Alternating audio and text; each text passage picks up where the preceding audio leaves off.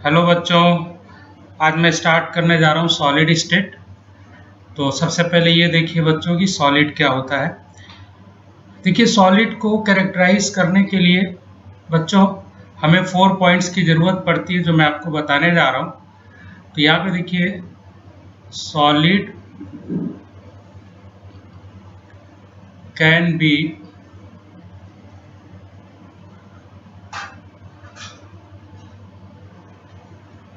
Characterised by 4 properties. 4 properties. First है students definite volume,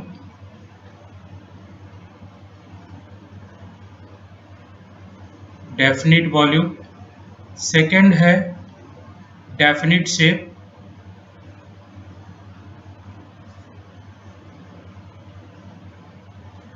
third है इनकम्प्रेसिबिलिटी,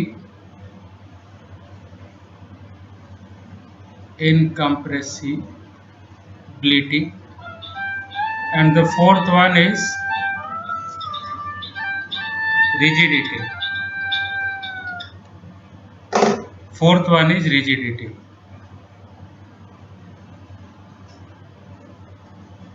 fourth होता है रिजिडिटी। डेफिनेट वॉल्यूम आपको पता है बच्चों क्या होता है, सॉलिड का जो वॉल्यूम है फिक्स होता है। डेफिनेट शेप क्या होता है, सॉलिड का शेप भी फिक्स होता है, आप देखे होंगे कि चेंज नहीं होता है। इनकम्प्रेसिबिलिटी का मतलब आप जो है उसको कंप्रेस नहीं कर सकते, आप उसको दबा नहीं सकते। अगर आप उसको दबाएंगे तो वो दबेगा नहीं, उसको इनकम्प्रेसिबिलिटी बोलते हैं। एंड एक और प्रॉपर्टी होती है बच्चों रिजिडिटी। रिजिडिटी क्या होती है, देखिए रिजिडिटी समझना है आपको तो मैं आपको एक एग्जांपल देता हूँ। सपोज करिए कि किसी सॉलिड में 2 मॉलिक्यूल्स हैं या 2 से ज़्यादा भी मॉलिक्यूल्स हैं, एक पर्टिकुलर सिस्टम के अकॉर्डिंग अरेंज्ड हैं। सो अगर हम किसी एक मॉलिक्यूल पर फोर्स लगा के उसकी पोजीशन को चेंज करना चाहें तो उसके साथ जो मॉलिक्यूल लगे हैं वो डिस्टर्ब जरूर होंगे, इसको हम रिजिडिटी बोलते हैं। अगर वो डिस्टर्ब नहीं होते तो इसका मतलब उसमें रिजिडिटी की प्रॉपर्टी नहीं है। सॉलिड की एक बहुत ही इंपॉर्टेंट प्रॉपर्टी है रिजिडिटी। तो इसमें मॉलिक्यूल डिस्टर्ब जरूर होना चाहिए, इसको हम रिजिडिटी बोलते हैं। तो स्टूडेंट्स ये 4 प्रॉपर्टीज हैं जिसकी हेल्प से हम सॉलिड को कैरेक्टराइज कर सकते हैं और ये हमने आपको अभी एक्सप्लेन किया। अब देखिए बच्चों यहाँ पर हम बताने जा रहे हैं आपको कि सॉलिड 2 तरह का होता है। सॉलिड जो है आपका 2 तरह का होता है, 2 टाइप्स का होता है। एक होता है आपका क्रिस्टलाइन सॉलिड, क्रिस्टलाइन, और दूसरा होता है अमॉर्फस, अमॉर्फस। देखिए क्रिस्टलाइन को हम लोग ट्रू सॉलिड भी बोलते हैं एंड अमॉर्फस को हम लोग स्यूडो सॉलिड भी बोलते हैं, इसको हम लोग स्यूडो सॉलिड बोलते हैं। तो हमको इसमें डिफरेंस समझना है कि क्या डिफरेंसेस होते हैं। सो देखिए पहला हम आपको डिफरेंस बता रहे हैं, फर्स्ट डिफरेंस जो इसमें होता है वो है स्ट्रक्चरल डिफरेंस होता है। अगर हम इसका क्रॉस सेक्शन लेते हैं सॉलिड का और उसमें अगर हम देखते हैं स्टूडेंट्स, यहाँ भी मैं एक इसका इंटरनल स्ट्रक्चर ले लेता हूँ। So see what is the difference, actually difference है क्या इसमें। देखिए क्रिस्टलाइन में क्या होता है बच्चों कि जो भी पैटर्न होता है अरेंजमेंट का, वो जो आपका पैटर्न है वो काफ़ी दूर तक बच्चों एक ही जैसा फॉलो होता है। जैसे अभी देखिए मैं अगर एक पैटर्न इस तरह का लेता हूँ ऐसे, तो अब देखिए ये पैटर्न जो है आपका इस तरह से पैटर्न लिया हमने, तो ये पैटर्न ही आपका काफ़ी दूर तक ऐसा ही चलेगा, इसमें चेंज नहीं होना है। काफ़ी दूर तक ऐसे ही बनता चला जाएगा। इसको हम बोलते हैं long order arrangement. This is called long order arrangement. Long order arrangement, long order arrangement बोलते हैं। एमॉर्फस में क्या होता है स्टूडेंट्स? एमॉर्फस में बेसिकली अगर इस तरह का कोई पैटर्न बनता है तो एमॉर्फस में थोड़ी दूर पे ये चेंज हो जाएगा। अब देखिए ये इस तरफ चलने लगा, फिर बच्चों ये नीचे की तरफ चेंज हो सकता है या फिर इस तरफ भी चेंज हो सकता है, ऐसे।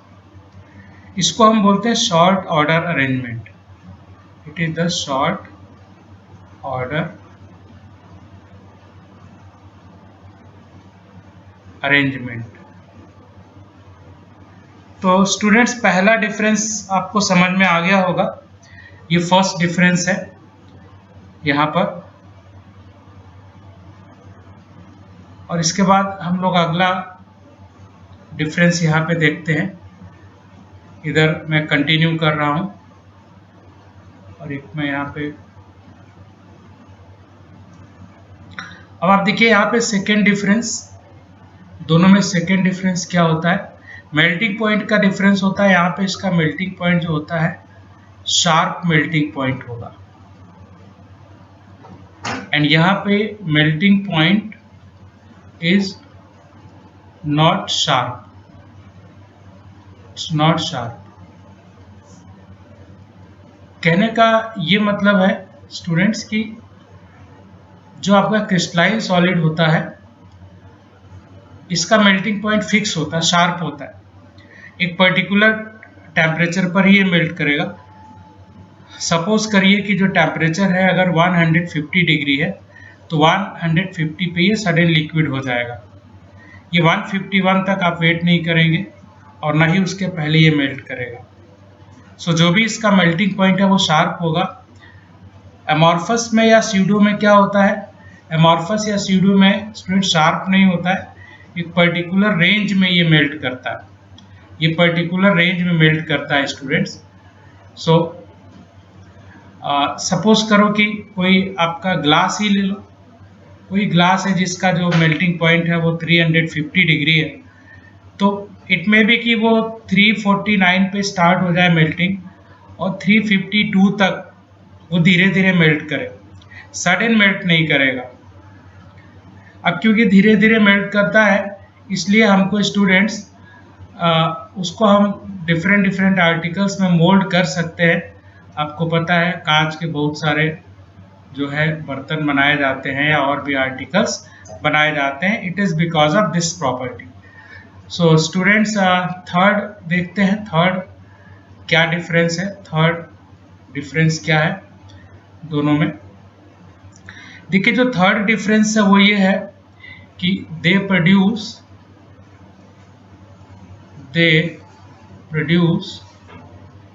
स्मूथ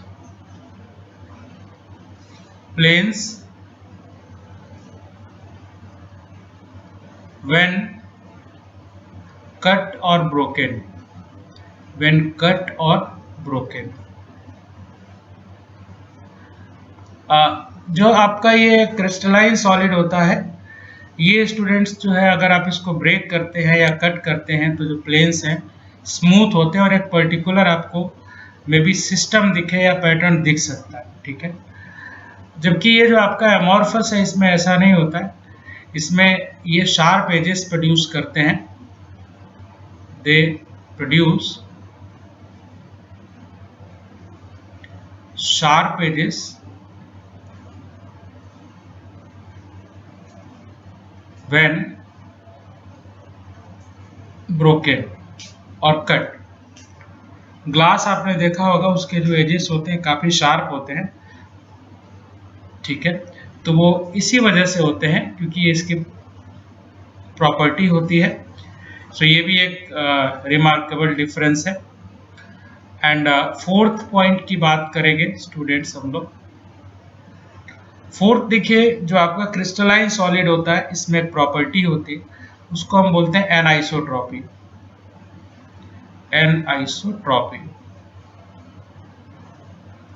देखिए एनाइसोट्रॉपी क्या होता है students, there are some physical properties, ठीक है, whose measurement give different values in different directions. There are some physical properties like velocity of light, refractive index और thermal coefficient of expansion. इनको अगर हम डिफरेंट डिफरेंट डायरेक्शन में major करेंगे तो इनका जो मेजरमेंट है वो डिफरेंट आएगा। सो एनाइसोट्रॉपी का मतलब होता है giving different measurement of some physical properties in different directions,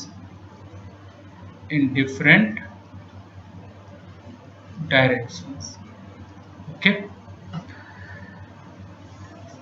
इससे उल्टा जो आपका एमॉर्फस है, इसमें एक डिफरेंट प्रॉपर्टी होती है, दैट इज कॉल्ड आइसोट्रॉपी। इसको हम आइसोट्रॉपी बोलते हैं।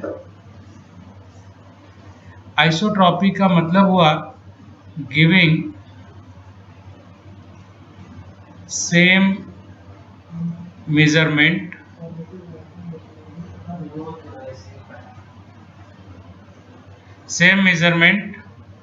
of physical properties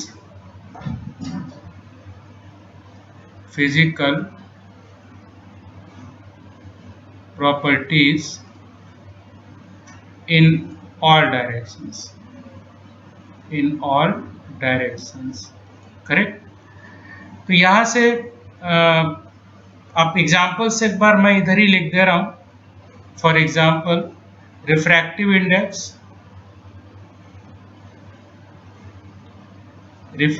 इंडेक्स या फिर थर्मल कॉफिशिएंट ऑफ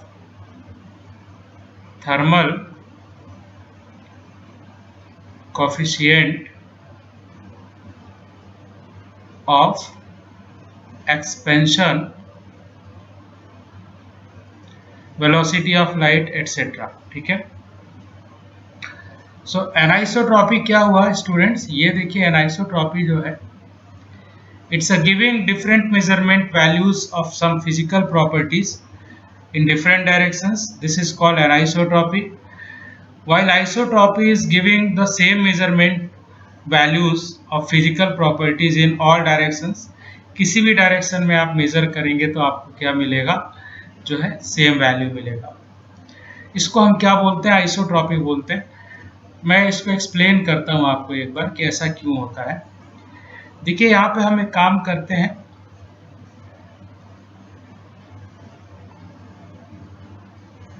यहाँ पर एक मैं फिर से क्रॉस सेक्शन ले लेता हूं सॉलिड का, और इधर भी ले लेते हैं एक क्रॉस सेक्शन।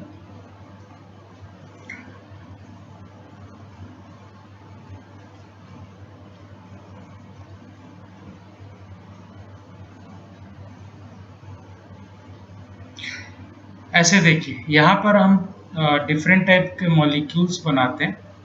सपोज करिए ये जो मॉलिक्यूल है, ये अरेंजमेंट है एटम्स का या मॉलिक्यूल्स का।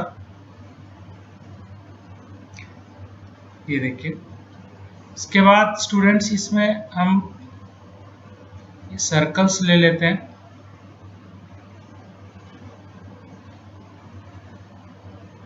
देखिए वेल अरेंज्ड एटम्स हैं यहाँ पर, या आयंस हैं।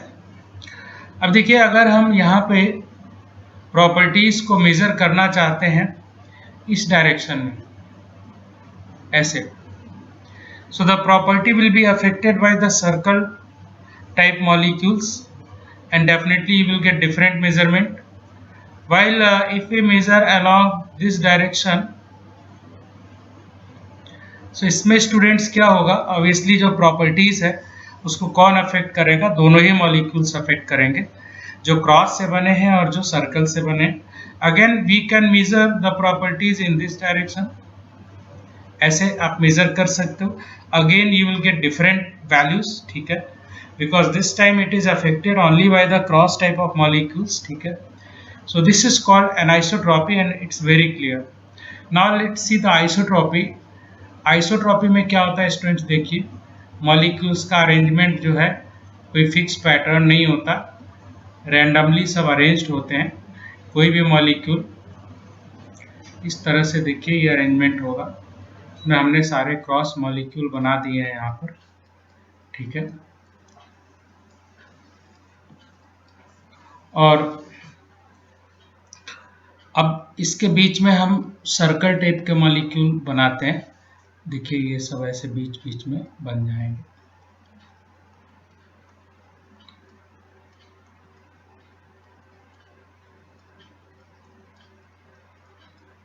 यहाँ पे स्टूडेंट्स आप देख रहे हैं कि ऑन एवरेज आप किधर भी जाइए, दोनों ही तरह के जो मॉलिक्यूल हैं, दोनों टाइप के जो मॉलिक्यूल हैं, उनका जो है डिस्ट्रीब्यूशन सेम ही टाइप का है.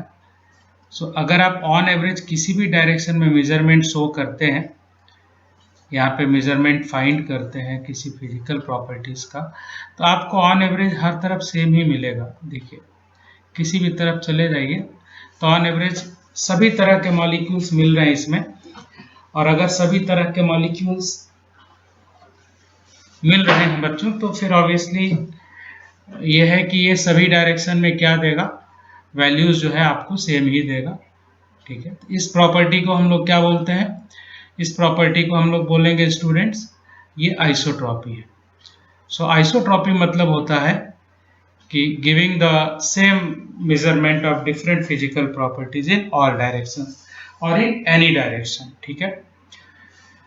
तो स्टूडेंट्स ये आपको डिफरेंस समझ में आया होगा कि what is the difference basically between, यहाँ पर अगर हम देखें तो हमारे पास जो है ये क्रिस्टलाइन था और यहाँ पे ये अमॉर्फस, ठीक है.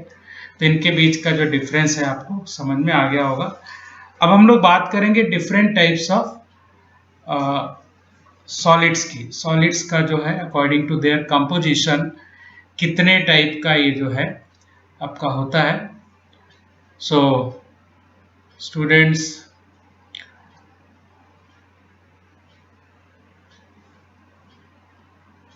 मैं जरा नेक्स्ट पेज लेता हूँ इसमें.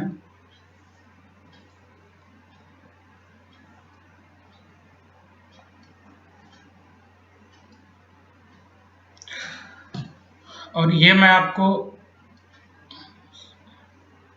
बताने जा रहा हूँ कि एग्जैक्टली जो है क्या कितने टाइप का सॉलिड होता है.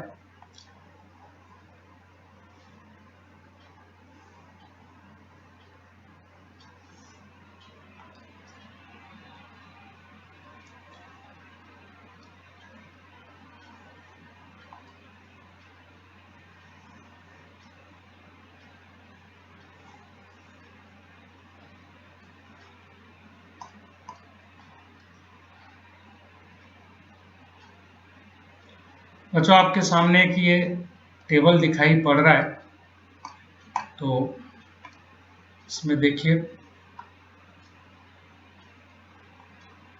ये हमने एक डिफरेंट टाइप्स ऑफ सॉलिड्स का एक टेबल लगाया हुआ है सामने, ये आपके काम भी आएगा और इसको मैं जो है आपको एक्सप्लेन करता हूँ.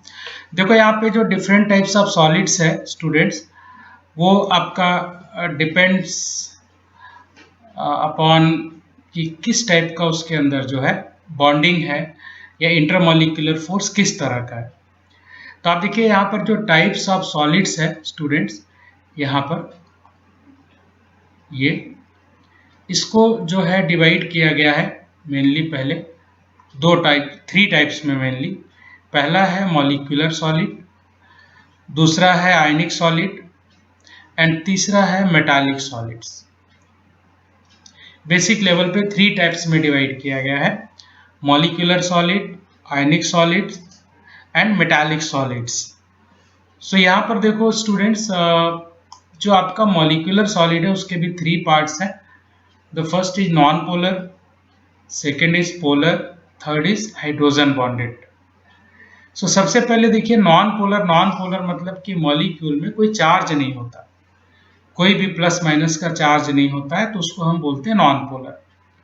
सो यहाँ पे देखिए कॉन्स्टिट्यूएंट पार्टिकल्स लिखे हैं, यानी ये किससे बना होता है, ये मॉलिक्यूल से मिलकर बना होता है, ठीक है। यानी बहुत सारे मॉलिक्यूल जब आपस में मिलेंगे तो नॉन पोलर सॉलिड बनेगा। जैसे वैक्स आपने देखा होगा, वैक्स है, शुगर है, ग्लूकोज है, ठीक है बच्चों। तो ये जो आपके एग्जाम्पल्स होते हैं वो नॉन पोलर टाइप के होते हैं। अब इसमें अट्रैक्टिव फोर्स क्या होता है? अट्रैक्टिव फोर्स देखिए जो होता है वो होता है डिस्पर्सन और लंडन फोर्स। देखिए डिस्पर्सन फोर्स या लंडन फोर्स क्या होता है? बेसिकली मॉलिक्यूल्स में जो है एक दूसरे को अट्रैक्ट करने की जो है कैपेसिटी तो होती है, लेकिन बहुत वीक कैपेसिटी होती है, बहुत वीक फोर्स होता है। जो वीक फोर्स होता है बच्चों, उसको हम डिस्पर्सन या लंडन फोर्स बोलते हैं। ये एग्जैक्टली क्या होता है बच्चों, ये हम केमिकल बॉन्डिंग में समझाएंगे, बट आप ये समझ लो ये सबसे वीक टाइप का फोर्स होता है। इसको हम डिस्पर्सन फोर्स बोलते हैं या फिर हम इसको लंडन फोर्स बोलते हैं बच्चों। आपने शायद सुना हो इसी को हम वैंडरवाल फोर्स भी बोलते हैं, इसी को हम बच्चों वैंडरवाल फोर्स भी बोलते हैं, ठीक है। सो वैंडरवाल फोर्स भी यही होता है, डिस्पर्सन या लंडन फोर्स होता है, ठीक है। अच्छा अब देखिए इसके एग्जांपल्स क्या है, जैसे आर्गन है, CCl4 है, H2 है, I2 है, CO2 है। देखिए बच्चों ये सारे मॉलिक्यूल्स नॉन पोलर है, इनमें मॉलिक्यूल्स में ओवरऑल कोई भी चार्ज नहीं है, चार्जलेस है, इसीलिए इनके बीच का जो फोर्स ऑफ अट्रैक्शन होता है वो बहुत ही कम होता है, ठीक है। अब जब फोर्स ऑफ अट्रैक्शन क्या कम होगा स्टूडेंट्स, तो अब इसलिए ये नेचर में सॉफ्ट भी होंगे, ये भी सही है। आप इजीली इनको ब्रेक कर सकते हो, इजीली आप इनको जो है डिस्टॉर्ट कर सकते हो आसानी से। और जब कोई चार्ज ही नहीं है, कोई इलेक्ट्रॉन्स भी नहीं है, किसी तरह का कुछ भी नहीं है, तो अब इसलिए ये इंसुलेटर होंगे। I mean they can not conduct electricity, बिल्कुल भी इसमें इलेक्ट्रिसिटी कंडक्ट नहीं होगा। आप प्लास्टिक का एग्जांपल ले सकते हो, ठीक है, या वैक्स का ले सकते हो। इन सब में देखिए कभी भी जो है इलेक्ट्रिसिटी का कंडक्शन नहीं होता। इसके बाद बच्चों देखो इसका मेल्टिंग पॉइंट की बात करते हैं, तो मेल्टिंग पॉइंट जो है ऑब्वियसली वेरी लो होगा, जब इतना वीक फोर्स है इनके बीच में। आप देखो वैक्स जो है कितनी जल्दी, मोमबत्ती कितनी जल्दी पिघल जाता है, ठीक है। तो आप बहुत आसानी से इसको मेल्ट कर सकते हो। इसके बाद देखिए है दूसरा है बच्चों पोलर। पोलर मतलब के जिसमें कुछ चार्ज होगा, प्लस माइनस का चार्ज होगा। तो जब एक मॉलिक्यूल में भी प्लस माइनस है, दूसरे मॉलिक्यूल में भी प्लस माइनस है, तो एक मॉलिक्यूल दूसरे मॉलिक्यूल को अट्रैक्ट करेगा। इस तरह के फोर्स ऑफ अट्रैक्शन को हम डाइपोल डाइपोल इंटरेक्शन बोलते हैं। देखिए डाइपोल डाइपोल का मतलब ये हुआ स्टूडेंट्स कि जैसे HCl का एग्जांपल दिया इन्होंने, ठीक है। तो यहाँ पर अगर हम HCl बनाते हैं तो देखिए एक HCl में भी प्लस माइनस है, दूसरे भी में भी HCl में प्लस माइनस है, और ये प्लस माइनस एक दूसरे को अट्रैक्ट करते हैं, एक का प्लस दूसरे के माइनस को या एक का माइनस दूसरे के प्लस को अट्रैक्ट करता है। इसको हम लोग बच्चों बोलते हैं डाइपोल डाइपोल अट्रैक्शन। और इसमें देखिए आपको एग्जाम्पल दिया हुआ है, HCl है, SO2 है, HBr है, HI है, बहुत सारे एग्जाम्पल्स हो सकते हैं इसमें। आप HBr लिख लीजिए, ठीक है, HI लिख लीजिए, ठीक है। इस तरह से बहुत सारे CH3Cl हो जाएगा, बहुत सारे मॉलिक्यूल्स हो जाएंगे जिसमें कि पोलैरिटी होती है, ठीक है। अच्छा अब आप देखिए स्टूडेंट्स, हम आपको ये भी सॉफ्ट होगा क्योंकि फोर्स वीक है, ये डाइपोल डाइपोल अट्रैक्शन भी वीक होता है। ये भी इंसुलेटर होता है बिकॉज इसमें इलेक्ट्रिसिटी कंडक्ट करने के लिए कुछ भी ऐसा नहीं होता। एक्चुअली इलेक्ट्रिसिटी कंडक्ट होती है आइदर बाय इलेक्ट्रॉन्स और by the movement of ions. इसमें थोड़ा सा पोलैरिटी है, बट आयंस ऐसे नहीं है कि मूव करें, मूव नहीं करेंगे, so they can not conduct electricity. Melting point low होगा, ऑब्वियसली बिकॉज फोर्स वीक है।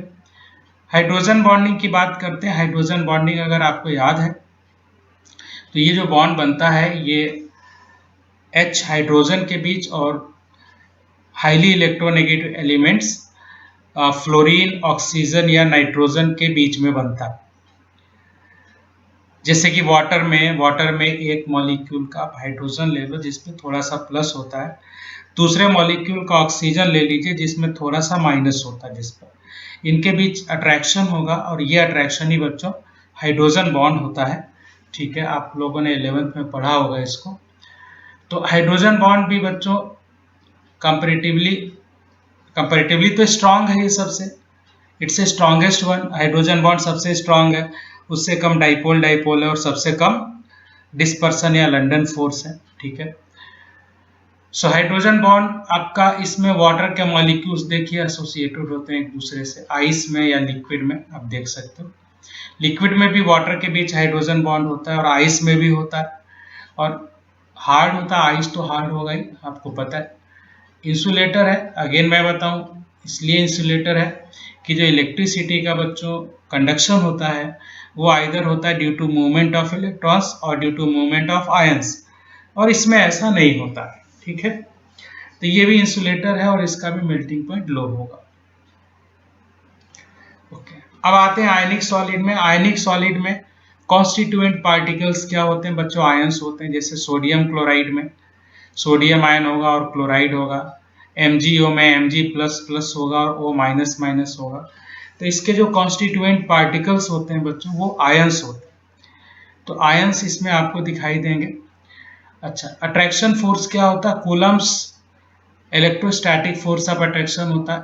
आपने ऐसा पढ़ा हो, फोर्स इक्वल टू होता है 1/K Q1 Q2 upon R square, ऐसा सुना होगा। ये कोलम्बियन फोर्स होता है। ठीक है, इसी को इलेक्ट्रोस्टैटिक फोर्स ऑफ अट्रैक्शन भी बोलते हैं हम लोग। ये होता है और काफी स्ट्रांग होता है, ये सबसे स्ट्रांग होता है। हाइड्रोजन बॉन्ड से भी बहुत ज्यादा स्ट्रांग होता है ये फोर्स। ठीक है, और इसमें देखिए मॉलिक्यूल्स जो आपको दिखाए जा रहे हैं कंप्लीटली आयनिक मॉलिक्यूल्स हैं। ये देखिए आयनिक बॉन्ड है इसमें, they are quite hard and brittle. ठीक है, नमक जैसे अगर आपने नमक का टुकड़ा देखा है बड़ा हार्ड होता है, बट आप अगर उस पर हथौड़े से मारोगे तो वो उसके छोटे छोटे टुकड़े हो जाएंगे।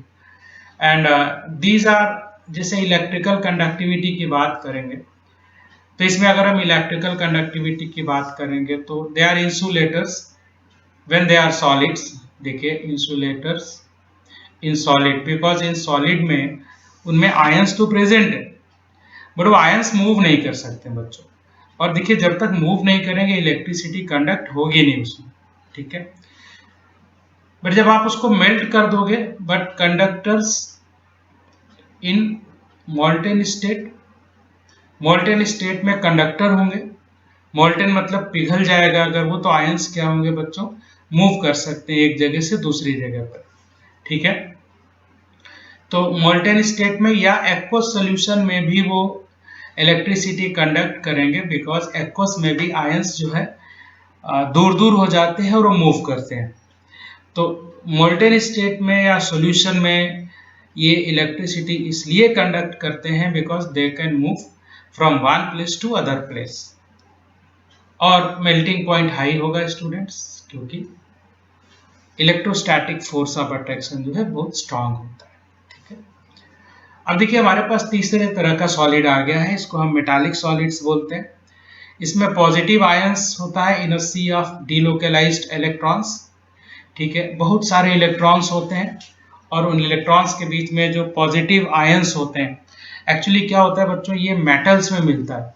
तो अगर मेटल की बात करोगे तो मेटल में मेटल के इलेक्ट्रॉन्स बाहर निकल आते हैं, वो मिलकर एक इलेक्ट्रॉन्स सी बनाते हैं, इलेक्ट्रॉन्स का समुद्र बनाते हैं।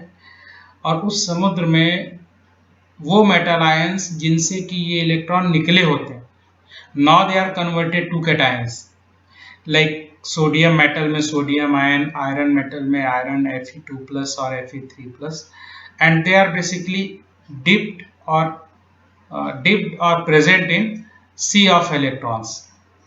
So there is a very strong electrostatic force of attraction between electrons and positively charged metal ions, जिसको हम लोग कार्नेल्स भी बोलते हैं बच्चों, ठीक है। तो इसमें जो कॉन्स्टिट्यूएंट पार्टिकल्स होता है वो पॉजिटिव आयंस होता है, and they are basically present in sea of electrons. So there is a very strong force of attraction between the electrons and positively charged metal ions, and obviously this bond is called metallic bond. इस bond को हम लोग metallic bond बोलते हैं। कौन से bond को? जो मेटल आयंस और इलेक्ट्रॉन्स के बीच में लगता है। ये भी बच्चों इलेक्ट्रोस्टैटिक फोर्स ही है, जैसे ऊपर वाला फोर्स है सेम फोर्स ये भी है, यहाँ भी सेम फोर्स ही लगता है, एकदम सेम, ठीक है। अच्छा, इसमें ऑब्वियसली मेटल्स आएंगे हमारे पास। एग्जांपल्स में क्या आएंगे? मेटल्स आएंगे, देखिए ये Mg है बच्चों, कैपिटल M होना चाहिए, यहाँ पे स्मॉल बन गया है। अच्छा, physical obviously metals are hard and malleable and ductile also, आपको पता है, ठीक है। इनसे शीट्स बनाई जा सकती हैं और वायर्स बनाए जा सकते हैं, ठीक है। So they are malleable and ductile. They are conductors in solid as well as in fused state or molten state, ठीक है। Because the conductivity is due to free electrons, or free electrons are always present. It doesn't matter whether they are solids or liquids, ठीक है। So it's always conducting और melting point fairly high होता है students, ठीक है। तो ये हमने बच्चों आपको बताया कि डिफरेंट टाइप्स के सॉलिड्स क्या हैं, उनकी क्या प्रॉपर्टीज हैं, क्या एग्जांपल्स हैं, किस टाइप का उनके अंदर फोर्स है, ठीक है।